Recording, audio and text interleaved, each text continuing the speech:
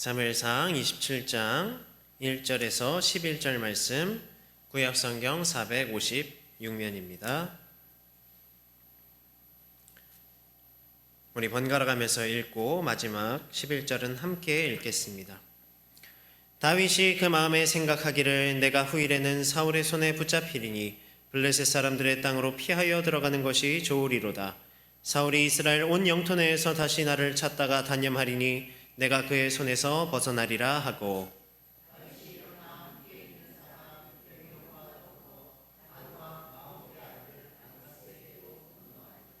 다윗과 그의 사람들이 저마다 가족을 거느리고 가드에서 아기스와 동거하였는데 다윗이 그의 두 아내 이스라엘 여자 아히노함과 나발의 아내였던 갈멜 여자 아비가일과 함께 하였더니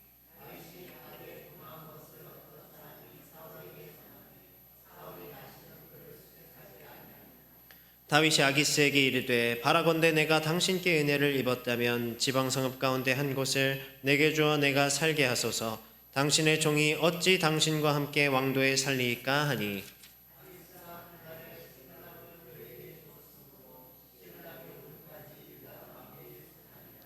다윗이 블레셋 사람들의 지방에 선 날수는 1년 4개월이었더라.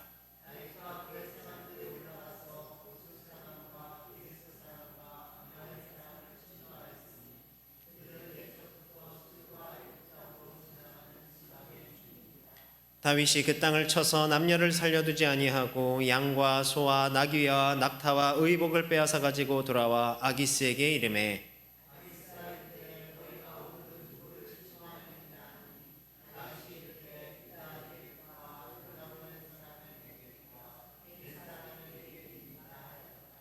다윗이 그 남녀를 살려서 가드로 데려가지 아니한 것은 그의 생각에 그들이 우리에게 대하여 이르기를 다윗이 행한 일이 이러하니라 하여 블레셋 사람들의 지방에 거주하는 동안에 이같이 행하는 습관이 있었다 할까 두려워함이었더라. 아멘. 오늘도 하나님께서 주신 이 말씀 통해서 풍성한 은혜 누리시길 바랍니다. 우리 성도 여러분들께서는 맹모 삼천지교라는 말을 아마 다들 아실 거예요. 모르는 분은 없으실 거라 생각됩니다. 간단히 요약하면요, 이 맹자의 집이 처음에 어디에 있었죠? 공동묘지 근처에 있었어요. 그러니까 맹자가 맨날 그렇게 무덤가에서 장사 지내는 그런 모습을 놀이로서 했던 거죠. 흉내내면서. 이래서는 안 되겠다 싶어가지고 맹자의 어머니가 또 어디로 이사를 갑니까? 시장. 네, 시장으로 이사를 갑니다. 그런데 이 시장 근처로 가니까 또 날마다 장사놀이를 하는 거예요. 저도 어릴 적에 시장 근처에 살아가지고 이 장사하시는 분들이 얼마나 맛깔나게 하는지 아직도 기억해요. 제가 유일하게 기억하는 게 뭐냐면 달고 맛있는 조생귤이 30개 2,000원. 이 얘기를 너무 맛깔나게 하셔서 아직까지 기억합니다. 맹자도 그랬던 거죠. 그리고 그래서 이제 마지막으로 어디로 갑니까? 서당 옆으로 이사를 합니다. 그 영향으로 이제 공부를 따라 하는 거죠. 그래서 유명한 맹자가 되었다 하는 이야기입니다. 모두 다 잘 아실 거예요. 우리에게 교육함에 있어서 이와 같이 참 환경이 중요합니다. 사람은 환경에 쉽게 적응하고 그것에 쉽게 영향을 받아요. 또 그래서 가장 가까이 있는 부모들을 통해 우리가 배우지 않습니까? 그래서 아기가 엄마 아빠가 하는 말 따라 하잖아요. 싸운 것도 따라 하고 어떻게 이야기하는지 다 따라 하잖아요. 또 우리 주변 또래를 통해서 배웁니다. 이 친구 따라 강남 간다라는 이야기가 있죠. 그래서 그 분위기에 따라서 휩쓸리기도 하고 그래서 강남 8학군 그렇게 보내려고 다들 하잖아요. 제 고향은요, 정말 몇몇 제외하고는 학교에서 정말 공부를 안 했습니다.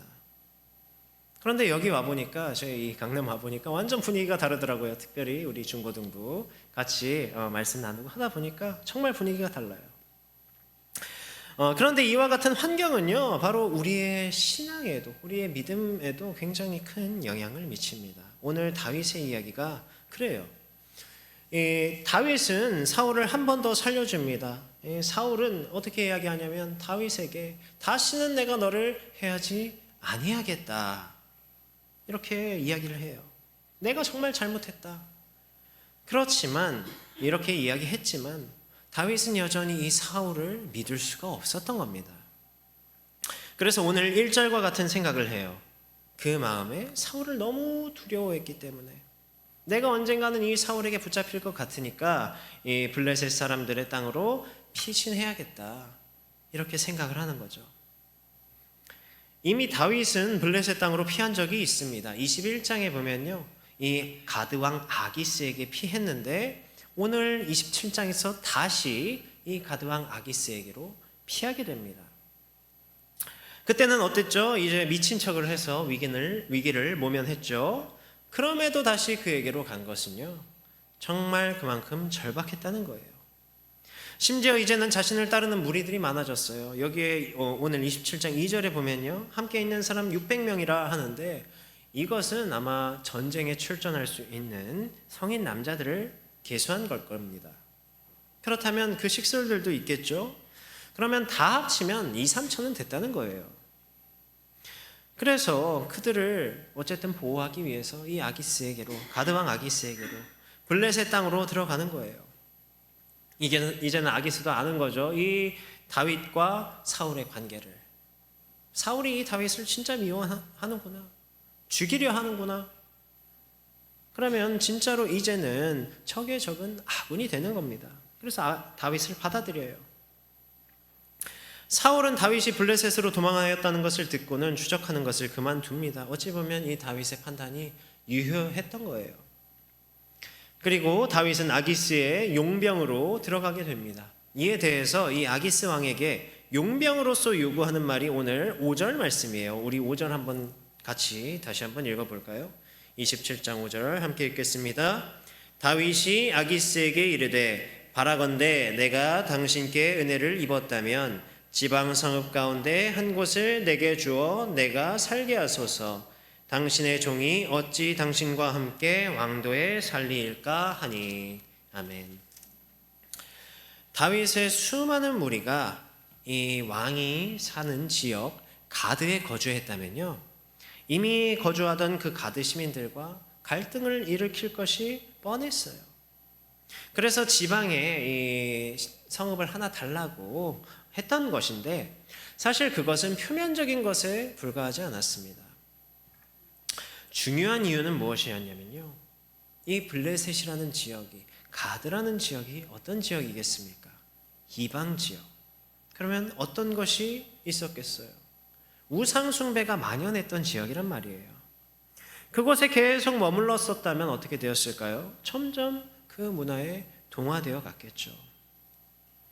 우리가 레위기를 통해서도 구별함에 대해서 계속해서 말씀을 나눴습니다. 이 우상의 문화는요, 너무나도 달콤해요. 이 우상은요, 너무나도 이 눈에 보이는 것들, 또 원초적인 우리의 욕망들을 자극하기 때문입니다. 때문에 거기에서 정말 구별한다 해도, 하나님을 버리지 않는다고 하더라도 하나님과 우상을 함께 섬기는 그런 혼합주의에 빠질 우려가 있었던 것이죠. 출애굽 시절에도 이 이스라엘 백성들이 어디에 거주했습니까? 애굽에서 고센이라는 땅에 거주했어요. 고센이라는 땅을 바로가 따로 이스라엘 백성에게 떼어서 주었죠. 야곱과 그 자녀들에게. 그래서 덕분에 이 하나님께서 바로를 통해서 이 이스라엘을 구별하여 거주하게 하셨던 겁니다. 덕분에 그나마 하나님을 섬기며 그들이 구별할 수 있었어요. 그런데 그 기간이 얼마나 길었습니까? 430년이라는 기간은 너무 오랜 기간이죠. 아무리 구별되었어도 그 옆에서 보고 듣고 자란 것이 있기 때문에, 배운 것이 있기 때문에 결국 출애굽 이후에도 이 금송아지 만들고 섬긴 것 아니겠어요?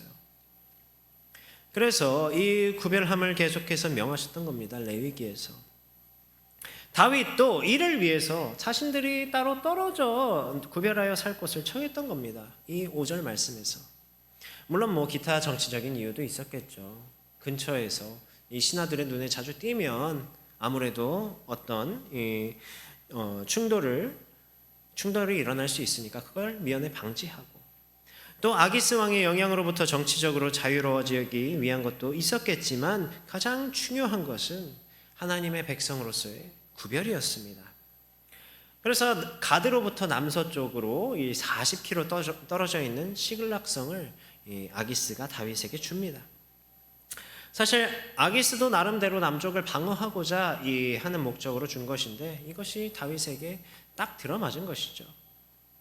그렇게 1년 4개월 동안 그 지역에, 그 블레셋 땅에 다윗과 그를 따르는 자들이 거주하게 됩니다.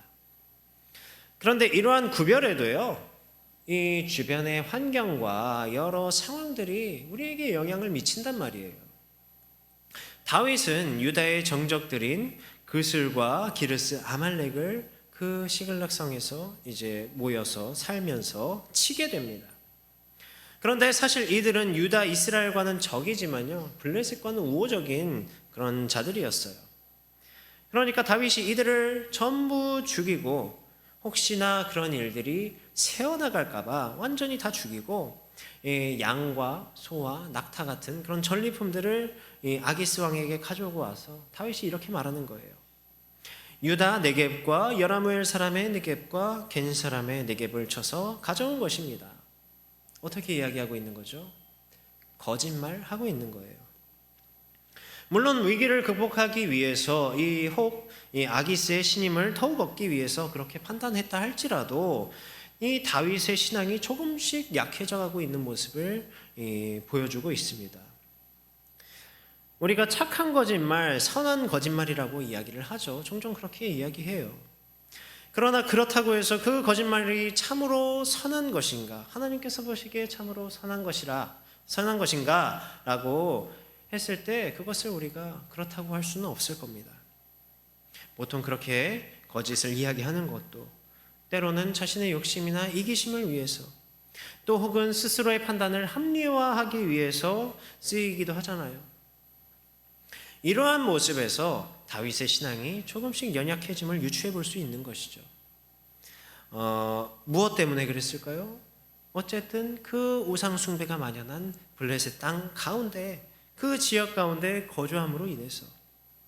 그래서 실제로 이 블레셋에 살던, 이 시글락 땅에 살던 1년 4개월 동안 다윗은 시편을 쓰지 않았습니다.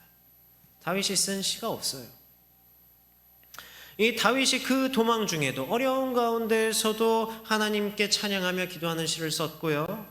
또한 심지어 이 밧세바를 범하는 그 범죄함 가운데에서도 그것을 회개하며 그것을 하나님께 아뢰는 그런 회개의 기도를 올리는 시를 썼는데, 이 블레셋 지역에 있는 기간 동안에 지은 시편이 없다는 것은요, 당시 다윗의 신앙이 연약해지고 있었고 그의 입에서 기도와 찬양이 메말랐던 그런 시기였다고 볼 수 있는 겁니다. 그러한 의미에서 하나님께서 이전에도 유다 땅으로 돌아와라 말씀하신 거예요. 우리가 앞에서 이 맹모 삼천지교에 대한 이야기를 하지 않았습니까? 이처럼 우리가 어디에 거주하고 있는가, 어디에 머무르고 있는가는 우리에게 아주 많은 영향을 미칩니다. 우리의 인생뿐 아니라 신앙의 여정 가운데에서도. 때문에 당시 이 남유다에서도 중앙성소, 이 예루살렘에서 이 성전에 모여서 예배를 드리는 것을 굉장히 중요하게 여겼던 거예요. 왜냐하면 성전으로부터 멀어지면 멀어질수록 이 하나님에 대한 신앙으로부터 멀어져 갔기 때문입니다.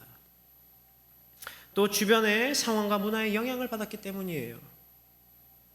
그래서 지난 주일에 그렇게 말씀하셨잖아요. 남유다가 늦게 멸망한 이유가 무엇인가? 그나마 중앙성소 예루살렘이 있던 지역이기 때문에 그나마 구별돼서 멸망이 늦어진 거라고 했었죠. 그렇다면 우리는 이 교회 안에서만 살아가야 하나?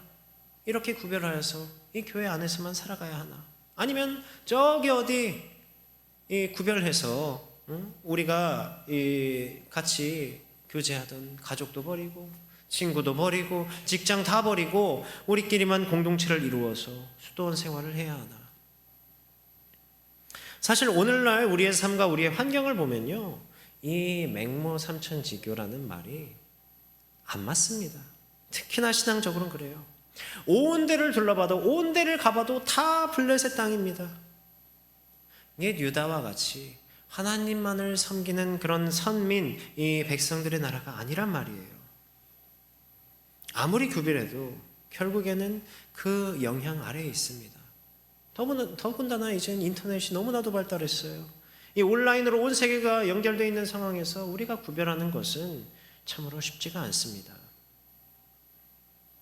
때문에 물리적으로 어떠한 공간적인 의미에서 우리가 구별하여 거주한다는 것은 우리에겐 이미 어려운 상황이 되어버렸어요.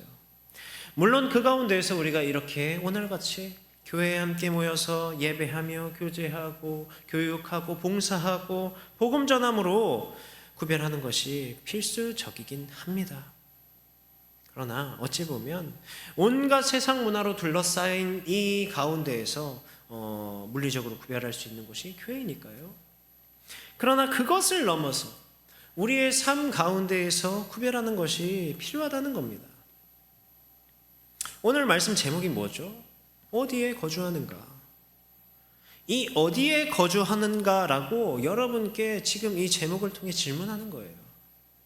이것은 오늘날 그 어디에도 세상의 영향에서 피하기 어려운 가운데 그저 우리가 물리적으로 이 어디에 거주하는가를 넘어서 우리의 마음이 어디에 거주하는가를 돌아보자는 겁니다.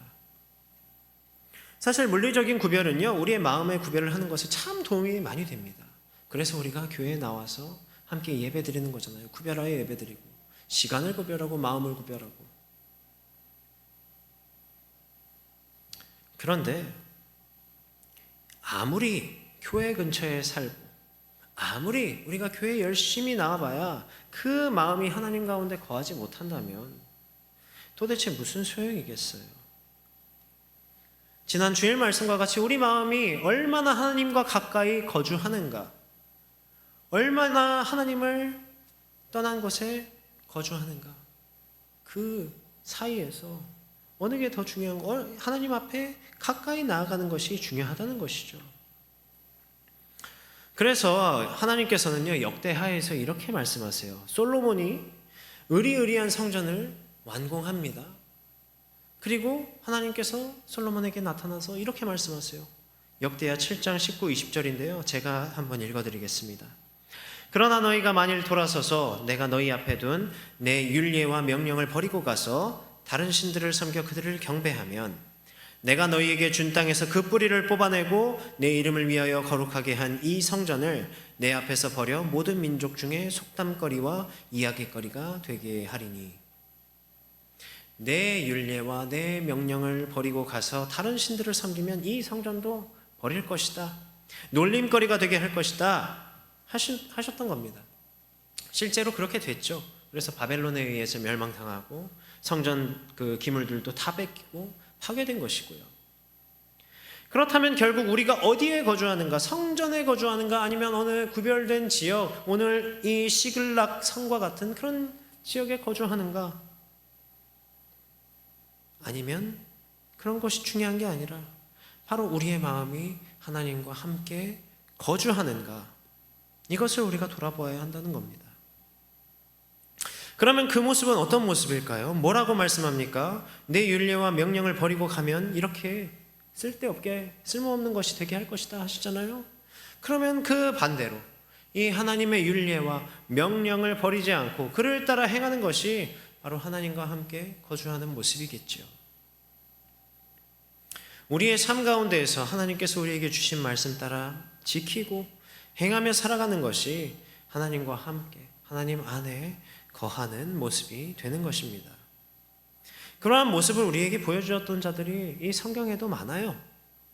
바벨론 포로기 가운데에서 성전도 없고요, 우상 숭배가 만연했던 곳에서 꿋꿋하게 마음을 지키고 믿음을 지키고 하나님 안에 거주했던 다니엘, 하나냐, 미사엘, 아사랴, 그들이 보여주었죠.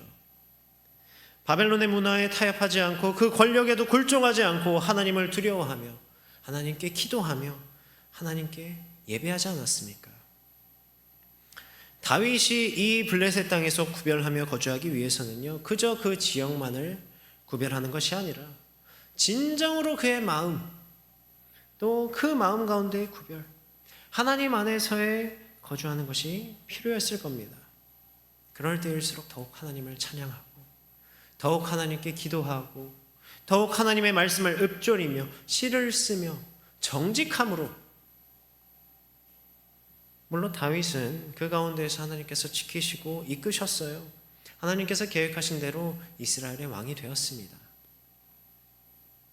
그러나 그 1년 4개월의 이 시글락 생활은요, 다윗에게도 또 그와 함께했던 모든 백성들에게도 영적으로 참으로 힘든 고난의 시기였을 겁니다.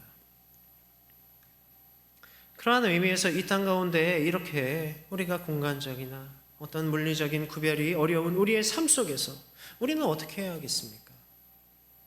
우리가 사순절을 보내고 계시죠.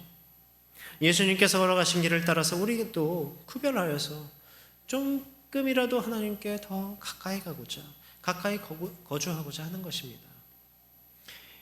우리가 그냥 이 가운데서 어떻게 구별해야 하면서 그저 이 세상 가운데 이 거주하며 익숙해지는 게 아니라요, 매 순간 하나님과 함께 거주하고자 분투하는 거예요. 세상의 문화를 당연시 여기지 않고 이 가운데서 타협하지 않는 선택을 바로 하나님의 말씀을 통해서 하는 것이고요. 예를 들면 어떤 게 있겠습니까? 우리 한국 교회들 가운데에서 당연하게 자리 잡은 그런 문화가 있는데요, 고3 수험생은 봐주는 그런 문화가 있어요. 참으로 안타깝습니다. 우리 이미 성도님들 또 마음에 아픔들이 있고 안타까움들이 있으시죠. 뭐 요즘에는 주일에까지 학교 가는 그런 곳은 없는 줄로 압니다. 그러나 이제 우리가 학원을 가잖아요. 특히나 이 강남 주변 또 그런 거 신경 잘 안 쓰잖아요. 이 때문에 우리 성도님들 가운데서도 많은 고민들이 있고, 또 어떻게 지혜롭게 이 하나님께 해야 되나 구하면서 기도 중에 계신 줄로 압니다. 참 어려운 문제예요. 그럴 때 우리의 자녀들에게 학원 가지 말고 교회 가, 예배 드려야지 하는 것은요, 물리적인 구별입니다. 공간의 구별이죠. 이 물리적인 장소를 구별해서 학원이 아닌 이 교회에 거주하게 하는 겁니다. 물론 우리 자신을 구별함에 있어서 참 이 공간의 구별, 이것은 굉장히 우리에게 도움이 됩니다. 그러나 그렇게 물리적으로 공간적으로 구별하려고 억지로 하면 어떻게 될까요? 정말 중요한 오히려 마음의 구별과는 안녕인 경우가 많아요. 그에 앞서야 하는 것이 바로 마음의 구별입니다.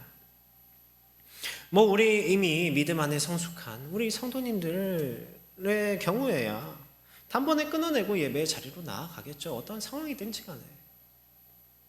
그러나 우리의 자녀들은 내가 아니기 때문에 어렵지 않습니까? 오히려 그렇게 이야기했다가 반발심에 더 튕겨져 나갈까 두려운 것이 크잖아요. 우리는 그때마다 그들이 정말 마음의 구별, 그 몸이 비록 그곳에 있다 할지라도, 예배의 자리가 아니라 뭐 어떤 학원에 있든지 다른 곳에 있다 할지라도 마음은 하나님께 거주하는 자로서 키우는 겁니다. 가능하시다면 뭐 학원 가기 전에 이 자녀들을 위해서 손잡고 기도해 주는 거예요. 그리고 자녀들과 함께 예배하는 겁니다. 함께 말씀 읽는 거예요. 무엇이 더 중요한 것인가를 가르치는 것입니다. 우리 자신들에게는 어떤 게 있을까요? 이 자본주의 사회에서 자본을 따라 갈 길을 정합니다. 이익이 되는 것에 더욱 애써요. 그러나 그 가운데에서도 하나님의 명령과 어긋나는 것이 있다면 끊어내는 겁니다. 비록 내가 손해보더라도, 세상이 나를 멍청하다 할지라도 하나님의 명령 따라서 포기하는 것이죠.